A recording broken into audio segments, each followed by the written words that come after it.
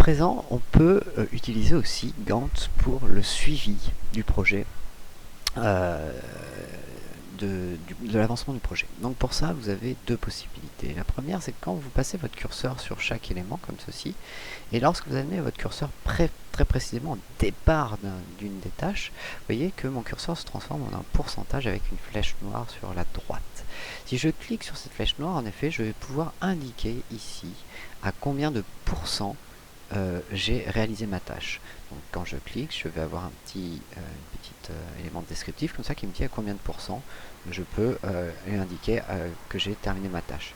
Ça se fait bien entendu en fonction du calendrier. Imaginons qu'on est dans l'avancement. Tac, voilà. On est parti le 31, on est arrivé le 13, on peut dire qu'on est à 92% de cette tâche. Voilà.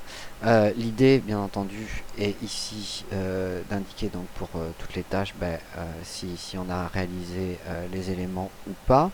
C'est là où on va voir là où on est en retard sur certaines choses ou pas. Ça, c'est très pratique. Ces choses-là, on peut les paramétrer aussi dans propriétés de tâches.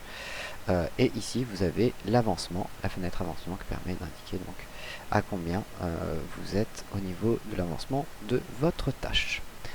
Voilà, il n'y a pas grand chose d'autre spécifique à dire sur cet élément d'avancement de projet.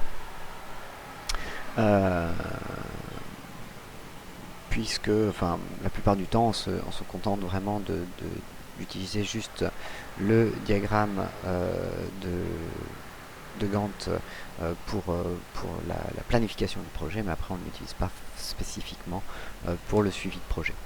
Voilà, je vais faire une dernière grosse vidéo pour la personnalisation du diagramme de Gantt et son impression.